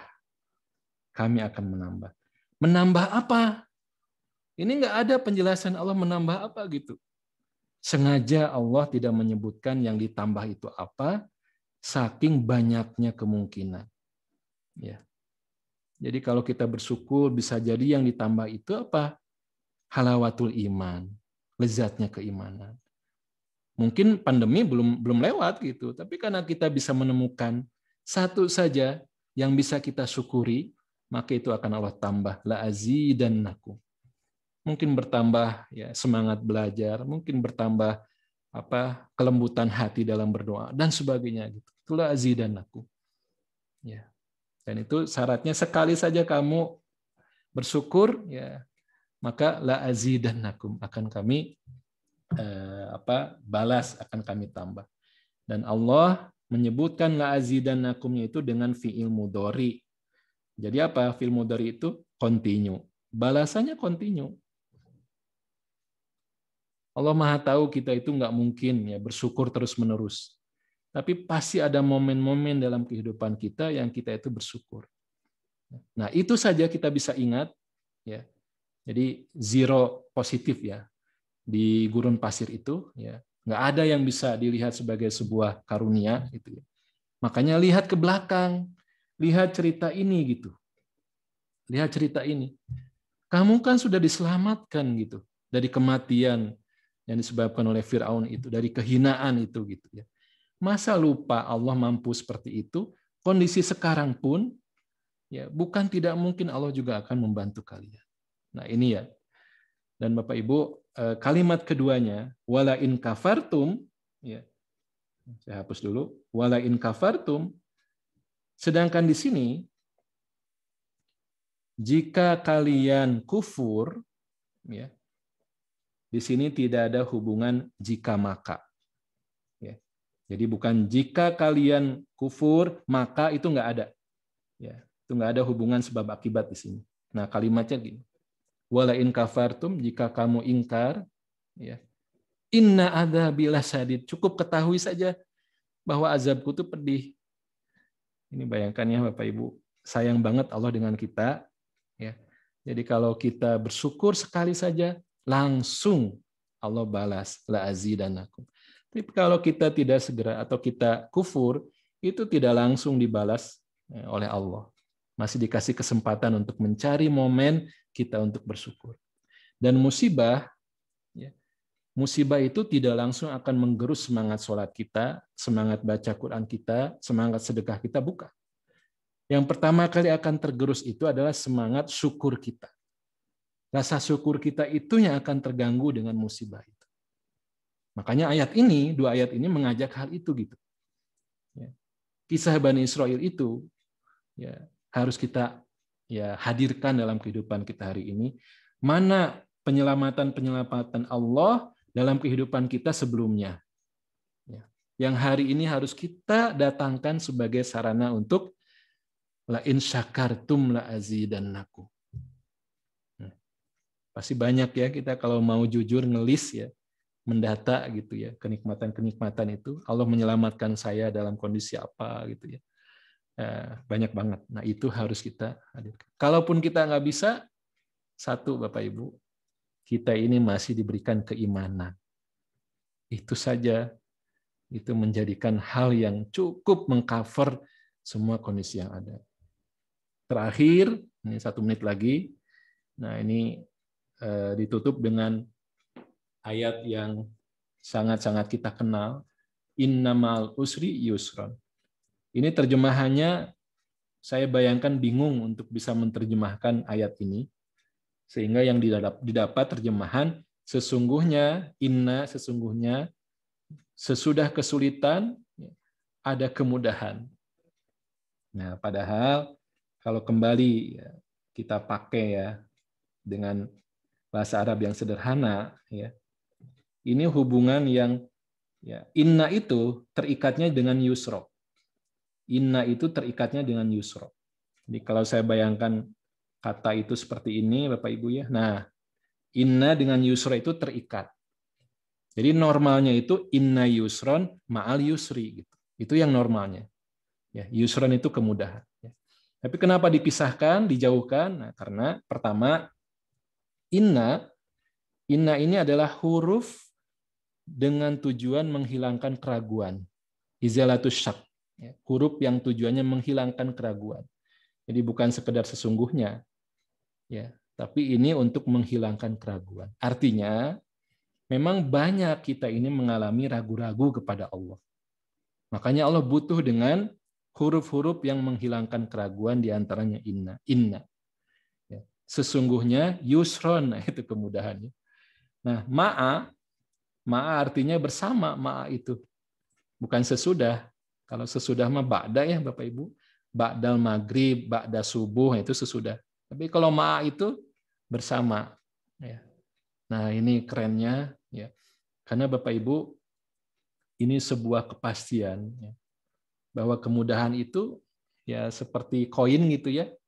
Seperti koin yang di belakangnya itu nempel dengan gambar di depan gitu. Nempel gitu. Ya. Tapi kalau saya hadirkan koin di depan kita gitu ya, saya kan nggak bisa ngelihat yang di belakang. Yang saya lihat itu yang di depan. Gambar singa di depan ya, itu yang menyeramkan. Itu yang kesulitan yang bisa kita lihat. Itu al-usrnya, ya, kesulitannya. Tapi sebetulnya ada di belakangnya itu yusron, kemudahan gitu. Jadi nggak kelihatan. Persis seperti susunan kata di sini.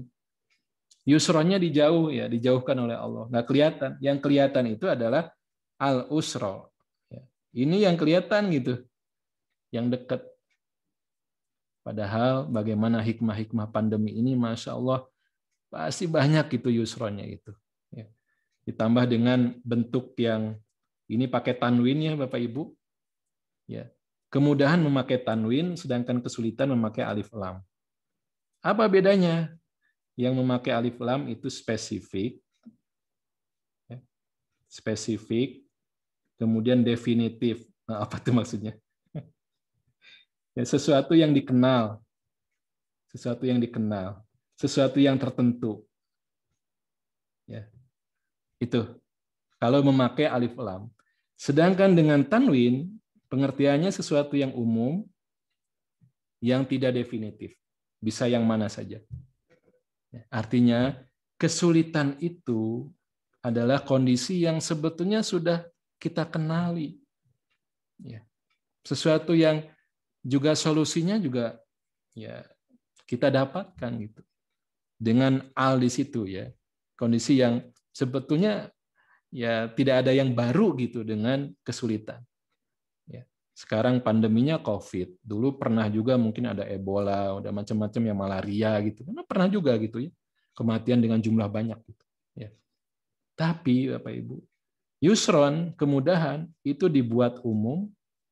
Itu berarti untuk memperbesar ya, apa yang disebutkan, juga memperkaya apa yang disebutkan. Solusinya apa? Karena disebut umum, itu jumlahnya banyak. Tidak tertentu, bukan jumlahnya satu. Yusron. Kemudahannya banyak sebetulnya.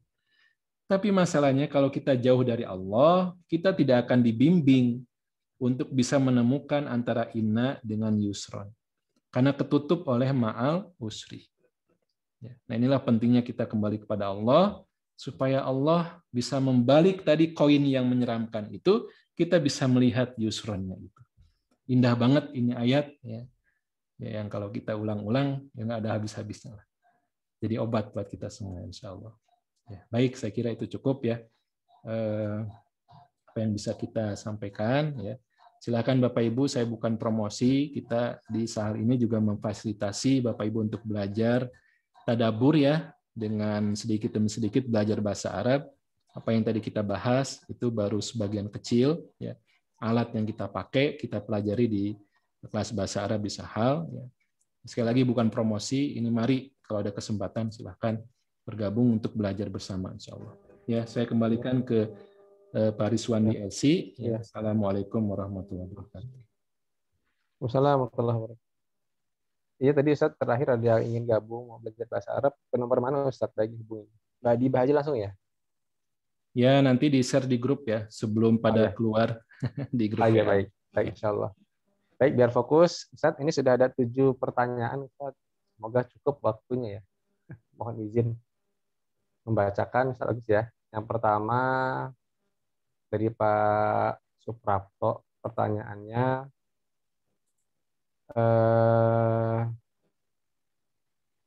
terkait dengan ini Ustadz.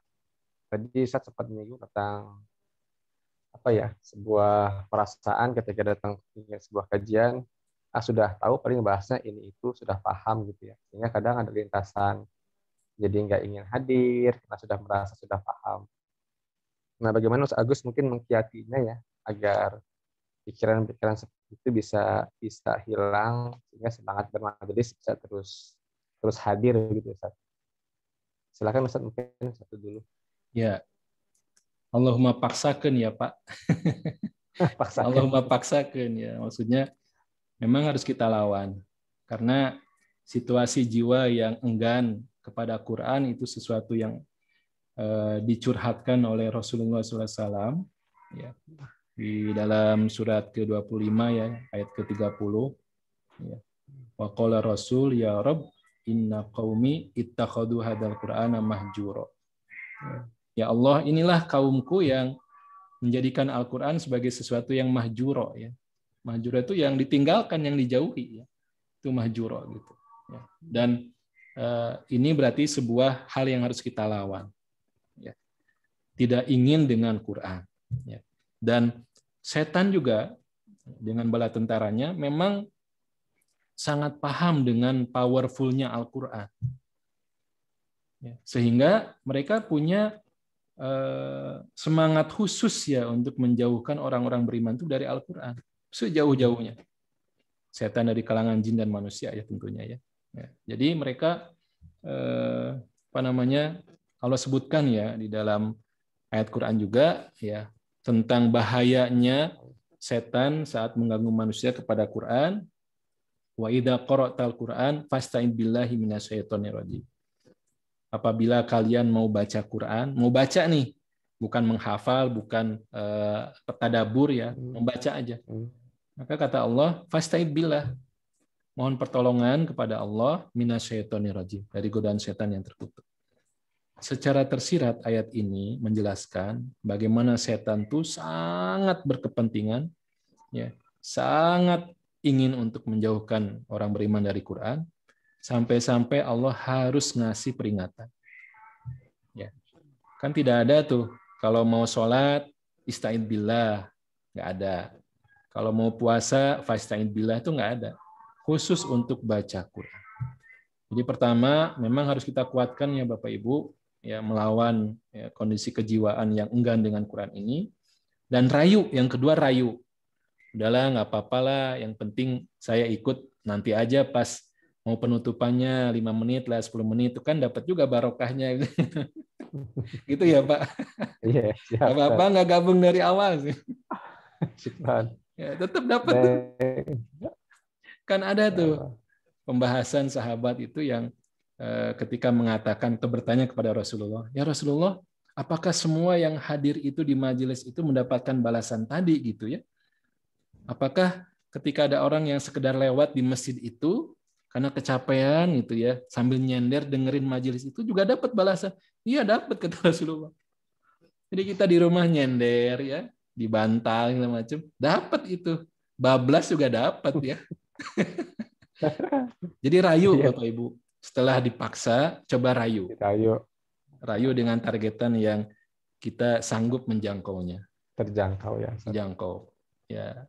Kemudian setelah itu jangan sendirian. Jangan sendirian. Coba cari teman, cari gabung dengan yang lain. Ya. Kan ada one day one juz ya, ada grup untuk tilawah sehari 1 juz. Kayaknya kejauhan kalau 1 juz mau untuk Pariswan di LC aja dan kawan-kawan sih. Buat aja grup yang baru ya Pak. Odol itu. One day one lembar. One day one lembar, sehari 1 lembar. Jadi odol nggak apa-apa. Nah, itu harus ya gabung dengan komunitas. Urusan goes saja, itu kan harus berkomunitas. Mancing saja harus komunitas. Apalagi untuk urusan Quran. Jangan sendirian. Ya, gitu. Baik. Masya Allah. Lanjut ya Ustadz. Ya, tentang bab kematian ini, tentang kebangkitan. Dari Ibu Sri Wahyuningsih di Bekasi. Bila seorang sudah wafat, apa yang akan dialami Ustaz sebelum terjadinya hari kebangkitan? Monggo Ustaz Agus, silahkan. Sebentar. Ya, nah ini kan termasuk hal yang goib ya. Proses. Ya, apa yang akan dialami sebelum kebangkitan, ya ini hal yang gaib. Tapi akidah kita justru menjadikan kualifikasi keimanan kita itu pertama adalah alladzina yu'minuna bil ghaib. Ya. Kita mengimani adanya balasan, ya, ketika orang itu setelah meninggal, setelah kematian di dunia ini masuk ke alam berikutnya, itu juga ada di situ. Dan itu penjelasannya bisa kita carilah ya, mulai dari didatangi malaikat setelah 7 langkah yang mengantar jenazah itu, ya meninggalkannya. Ya. Nanti keponya manusia itu gimana kalau tidak dimakamkan, gimana kalau di tengah laut, wow macam-macam ya. Intinya pasti ada itu. Ya. Wa innama tuwaffawna ujurakum tadi ya, disempurnakannya itu dengan balasan-balasan. Juga hadis yang menjelaskan tentang dilapangkannya alam kubur bagi orang beriman, disempitkannya mereka yang juga kehidupannya ya meninggalkan arahan-arahan Allah, itu persis ya. Sampai nanti menjelang dibangkitkan ya, situasi itu yang akan dialami gitu ya. Kalau dia bisa menjawab pertanyaan malaikat, maka akan dilapangkan, akan indah. Preview dari surga itu akan selalu ditayangkan. Ya. Sedangkan orang yang tidak bisa menjawab pertanyaan malaikat di alam kubur, akan dihimpit, disempitkan, dan semuanya siksaan menuju hari kebangkitannya itu. Ya, walau alam itu mungkin karena waktu yang ya terbatas ya. Semoga bisa kita follow up untuk pendalaman. Ya. Gimana Ustaz? Lanjut masih bisa, Ustaz Agus? Ya, kalau ini ya, kan sampai apa 17-15. Iya, insya Allah. Baik. Tentang ini Ustaz, tentang hikmah wafatnya para ulama di masa pandemi seperti ini Ustaz. Barangkali apa hikmah yang bisa diambil Ustaz Agus? Bukannya termasuk indikan akhir zaman ya, banyak ulama yang meninggal. Ya. Mungkin minta pendapat dari Ustaz Agus sekarang. Ya. Silakan Ustaz. Ya, pasti banyak banget. Pertanyaan tadi dari Bu Ainun. Ya. Dari Ibu Ainun. Ya, pasti banyak banget ya hikmahnya. Ya. Dan kalau dikaitkan dengan tanda akhir zaman, sebetulnya tidak harus dari ulama yang banyak diwafatkan ya. Sebelum tanda itu juga sudah banyak sebagai akhir zaman gitu ya. Apalagi ditambah dengan diwafatkannya para ulama. Ya, yang penting itu kan ibrohnya buat kita yang masih hidup. Ya. Bahwa para ulama itu sudah selesai tugasnya, ya. Dan insya Allah juga wafat dalam pandemi ini bagi orang-orang beriman adalah syuhada, ya. Nah, pertanyaannya bagi kita nih gimana gitu? Ya, harus ya mendapatkan ibroh bahwa kita ini masih mendapatkan kuota kehidupan yang harus kita isi sebaik mungkin dengan amal-amal yang produktif, amal-amal andalan yang bisa mendapatkan balasan ya berlipat-lipat. Ya. Dari mana itu? Di antaranya adalah amal dengan Quran. Ya. Amal dengan Quran. Ya. Tadi Allahumma paksakan itu ya. Waduh, balasannya itu. Membacanya aja ya, 1 huruf dibalas dengan 1 kebaikan dikalikan 10 kebaikan. Ya. Ya. Wal hasanah bi asyri amsalihha. Itu kan nggak ada amalan yang seperti itu diobralnya balasannya gitu. Sedangkan kita nggak tahu sisa waktu kita ini, kehidupan kita berapa hari lagi, berapa lama lagi gitu. Carilah amal yang akan membuat bekalan kita itu banyak gitu ya, bertambahnya banyak. Ya. Bukan amalan yang meskipun baik ya nanti balasannya 10, tapi dengan Quran ini ya, harus menjadi perjuangan kita di sisa-sisa akhir kita ini gitu ya. Jangan jangan horor ya, jangan takut, jangan khawatir dengan usia kita, dengan kita masih belepotannya, pasti nggak bisa ngikutin, jangan gitu. Justru itulah bukti di hadapan Allah bahwa kita jujur, kita kepengen ya Allah mengisi akhir usia kita ini dengan husnul khotimah, dengan kebaikan yang akan menjadi akhir kehidupan kita. Bapak Ibu, saya tambahkan ya, Al-Quran itu sangat pencemburu. Al-Quran itu akan membuat orang itu ketagihan, sakau, adiktif ya, dalam arti positif ya. Itu Al-Quran. Al-Quran itu akan membersihkan. Ya.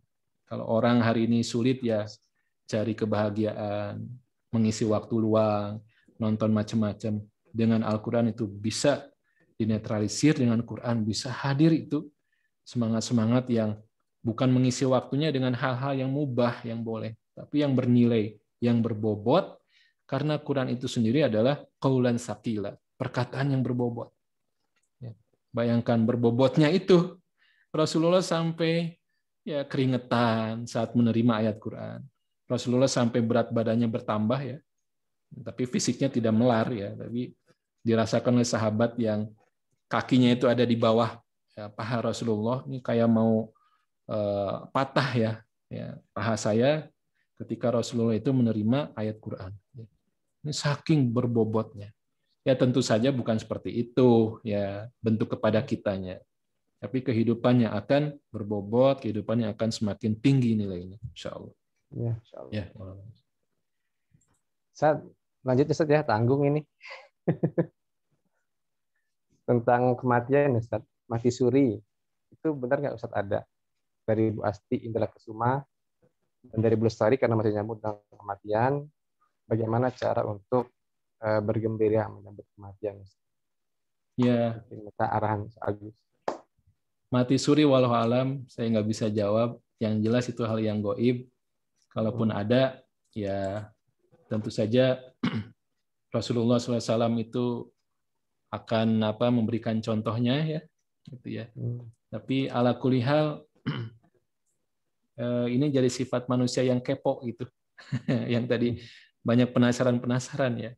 Ya, hati-hati Bapak Ibu, saya bukan berarti menjudge ya, menghakimi yang kepo begitu. Saya juga kepoan ya, sama ya, banyak penasaran. Tapi Allah mengajarkan kepada kita untuk fokus kepada sesuatu yang penting dan mengabaikan sesuatu yang tidak penting, yang tidak akan membahayakan kehidupan kita. Supaya apa? Energi kita itu optimal gitu untuk ibadah dan mendekat kepada Allah. Kalau keponya kepada yang nggak jelas, nah itu bahaya. Ya, kenapa Allah itu tidak menyebut Nabi Khodir dalam surat Al-Kahfi?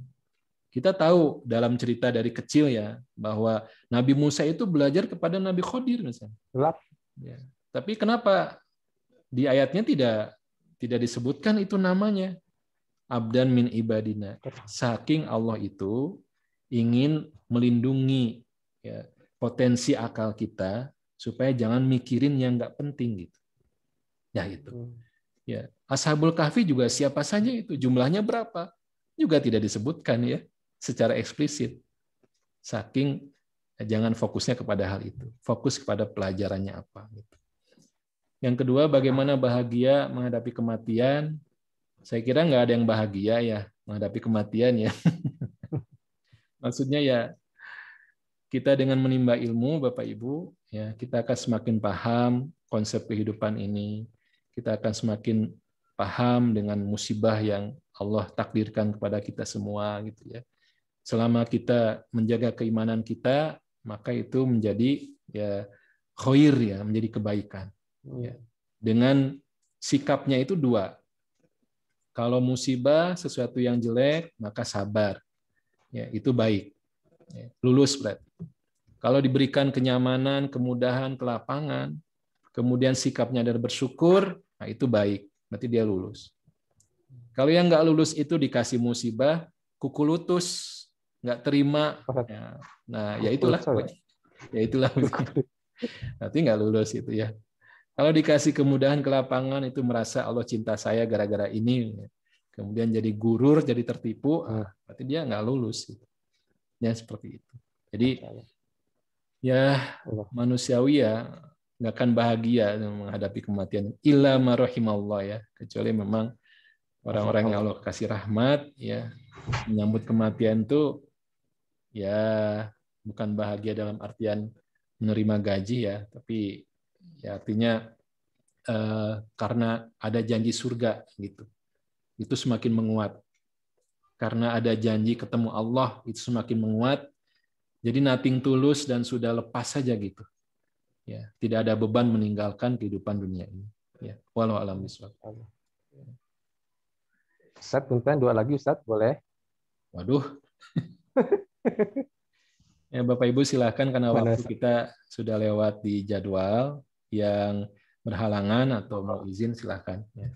Saya mah ini karena Pak Riswandi aja, melayani Pak Saya sih, Riswandi. Ustaz. Dua lagi Ustaz ya, punten Ustaz. Ya, Biar ini nggak penasaran yang nanya. Dari orang Surabaya ini Ustaz, Rona. Tentang hadis arba'in Ustaz yang keempat, tentang akhir kehidupan seorang manusia ya yang beramal dengan ahli surga, ternyata akhirnya ke neraka.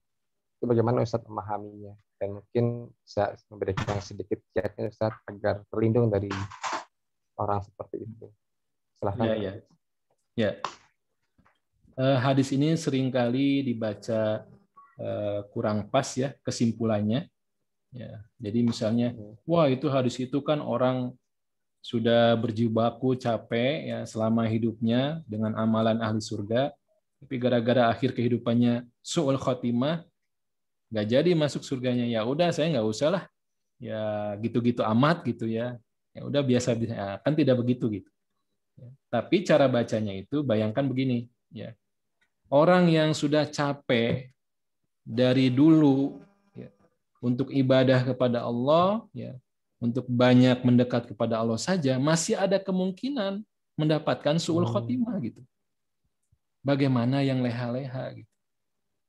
Cara bacanya begitu gitu. Ya, dalam rangka memotivasi kita, bukan mendowngrade, menurunkan semangat kita. Ya, jadi jangan dibalik ya. Nah gitu. Kemudian yang satu lagi, ya, orang yang melakukan amalan ahli neraka, tapi gara-gara di ujung kehidupannya melakukan satu amal, kemudian menyebabkan dia masuk surga. Nah, itu motivasinya bagaimana? Jangan salah juga mengambil resume gitu. Nanti aja deh kalau udah deket-deket, saya sedekah tuh, celengan saya semuanya nih gitu untuk wakaf, misalnya untuk infak. Ketika sudah mau ajal datang gitu ya, nggak bisa direkayasa gitu. Ya, nggak bisa begitu. Tapi motivasinya itu ya Allah, baik banget Allah itu. Ya. Jadi untuk ya ujung kehidupan itu yang menentukan. Ya.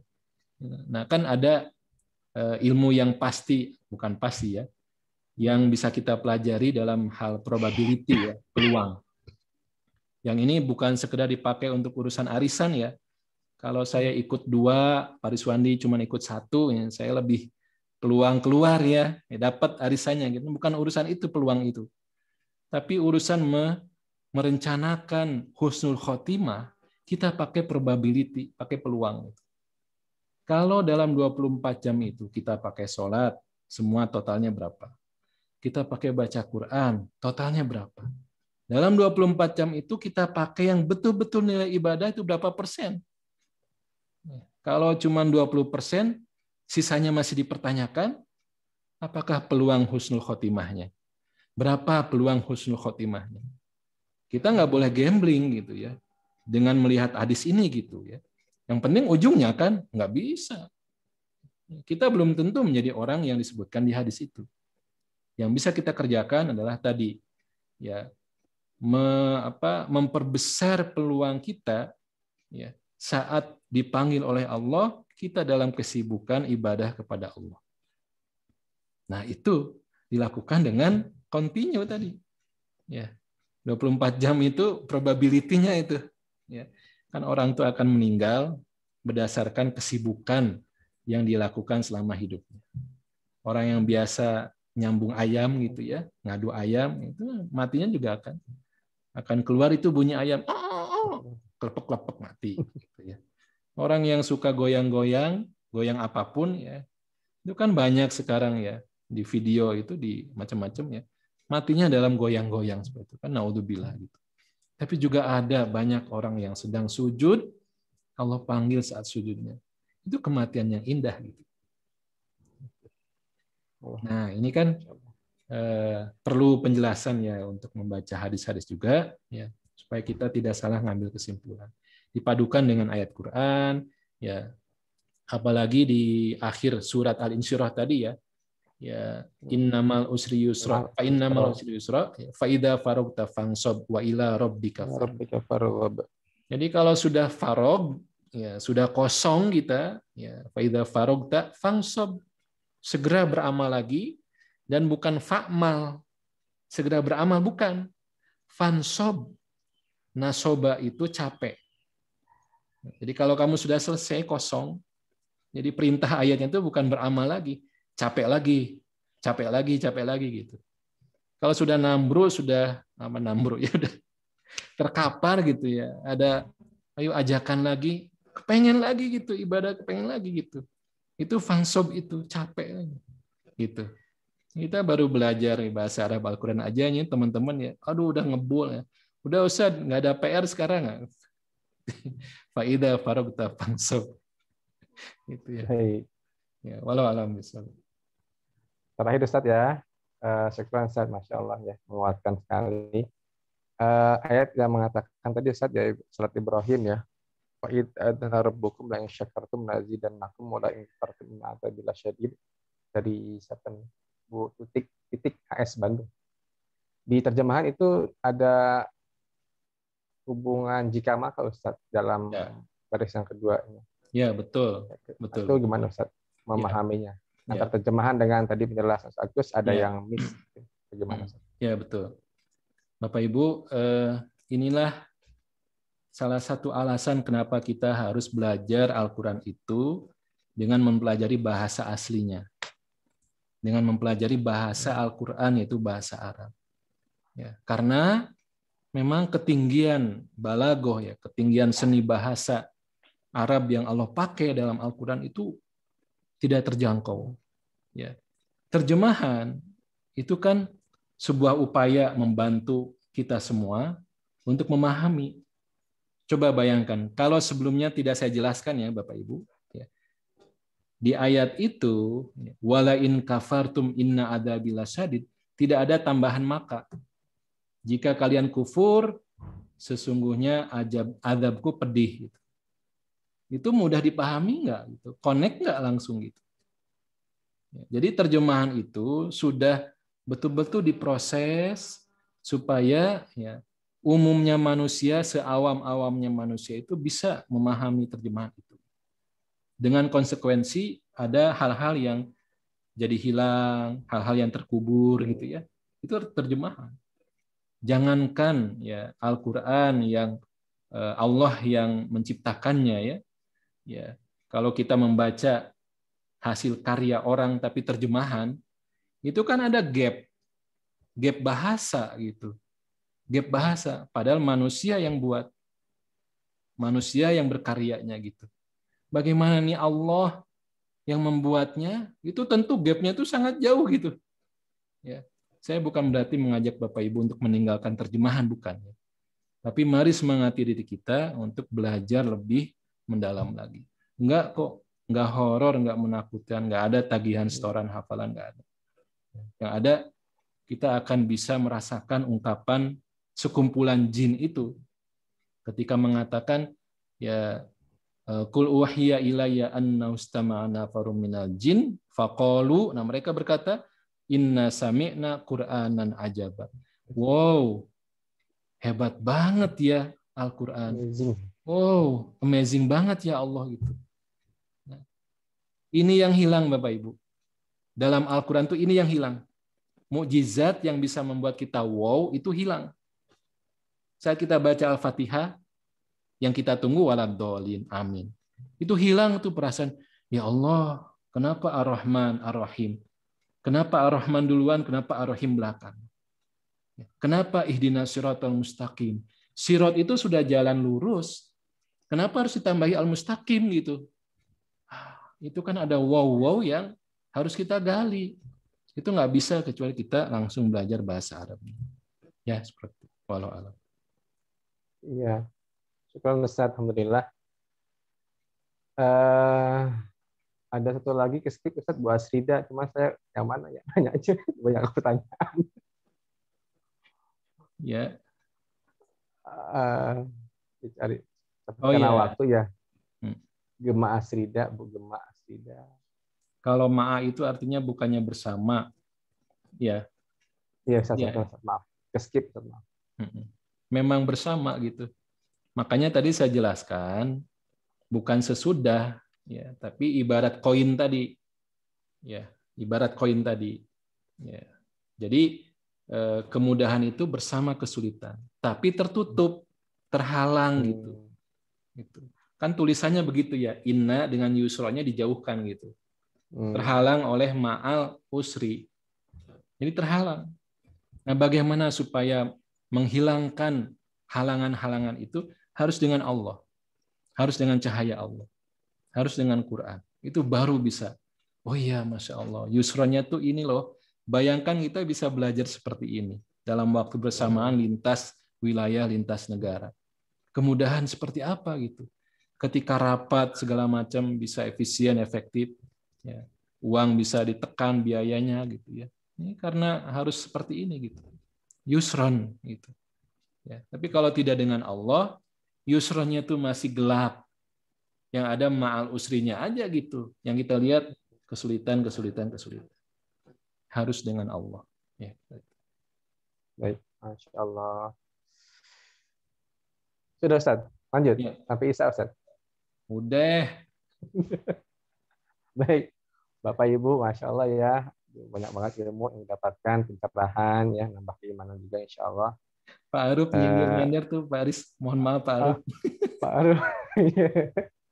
Emang ini Karena faktor juga ya Pak Aruf ya. Karena ruhnya kita sudah ini sering menyatu, jadi tahu gitu mana yang nyender.